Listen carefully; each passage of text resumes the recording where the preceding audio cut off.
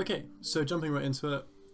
Firstly, there's now a main menu, and the settings menu has been completely redone. So I made the main functionality for this menu about a year ago, but it now has full controller support, and it also it's just much nicer to use than it was.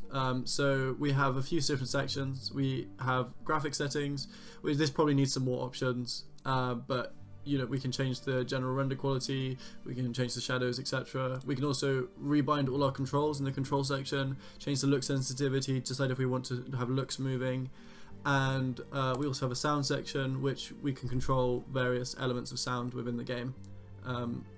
So the next thing is, if we click play, then you can see there are now 3 save slots. So the save system it's not really limited to 3, but I decided to go with 3 just for the nostalgic feel of it. Like, I remember I played a lot of Spyro, and I've been playing the new Spyro recently, and the limitations of the time meant you only really had 3 save slots, and I thought that was kind of great. So let's go and click on the first save slot, and we will load into a very early version of the garden demo. So this is still extremely rough. There's going to be a lot that is not going to look right. The whole world level is just sort of very patchy, and there's just lots of elements that are either missing or just completely broken. So you can see here we've started the game. There'll actually be an intro before this, which will be an animated / audio intro. And then before you actually move into this scene, but this is the first scene of the actual gameplay demo. And you can see another feature this week is I replaced the dialogue wheel with a dialogue tree, so I'm just going to say nope, and we'll continue this conversation. So the conversation isn't particularly engaging right now because there's no audio, his mouth isn't moving, he is not animated. He's sort of awkwardly swaying to side, which probably needs to change. I need to design some new animations. But he's going to go ahead and open the door, and we can step into the garden. Yeah. And we can also see that there's control hints. So this is sort of a result of the fact that every time I show my friends who don't play games the game, they're like, wait, how do I move? I'm like, WASD, and they're like, what's a WASD? So hopefully this will help them. And let's go into the garden and we can continue this conversation. Who sort of turns awkwardly and dramatically towards us, which shouldn't happen. He should be a slightly calmer guy. But yeah, so he's giving us a new objective, which is he's going to run ahead now, and we have to go catch up with him if we want to go and grow our first plants. But before we do that, let's go take a look at the menu.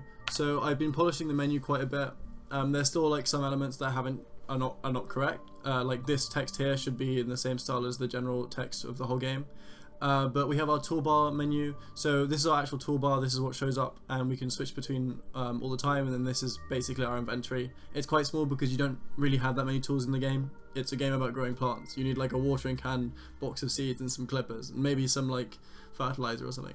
But yeah, so if we switch over to the journal, this is work in progress.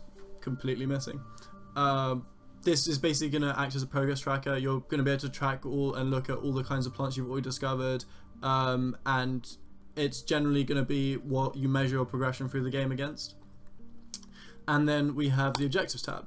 So we can see we have a new objective, which is catch up with Dad, and if we click on that, then we can see that we need to meet him at the conservatory. So let's go ahead and do that. We can see he's running off there, so let's go catch up. And you can see he's stopped over here. So clearly he's been hard at work, already growing some plants, but now he's going to teach us how to do it. So we go ahead and talk to him. Then he's going to ask us, are we ready to start gardening? And we're going to go, hell yeah. So the sort of idea for the tutorial is that it's basically 2 years prior to the actual start of the game, and the father in the game teaches you how to grow plants, and then the timeline of the game sort of skips ahead about 2 years. So if we go ahead and take this watering can, we can go over to this little pool of water over here with some very immobile fish, and then go ahead and water the soil.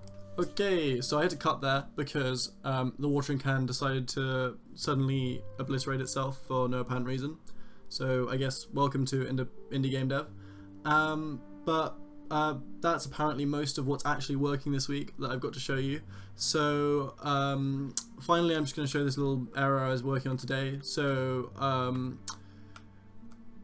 this is basically just a river area. I'm trying to go for high detail because I think I made the mistake early in when I was starting to do game development, is that it's sort of easy to equate like large scale with feeling like you've done a lot. So the first environments I made were massive and incredibly empty.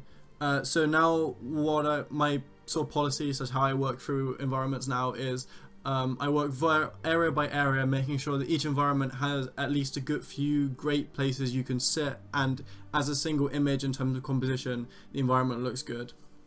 And then sort of go through, walk through them, polish them, add more details, and really focus on detail over scale. Like even this river, when and I think I still struggle with, whenever I make something, I want it to be big. So I end up making it really big, and then it ends up either not having detail or having really inconsistent levels of detail.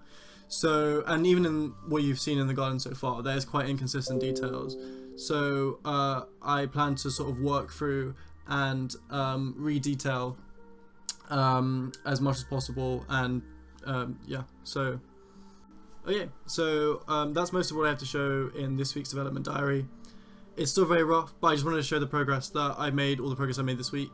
And hopefully if you like the look of the project, then you'll subscribe, and I'll hopefully see you in next week's video. So goodbye.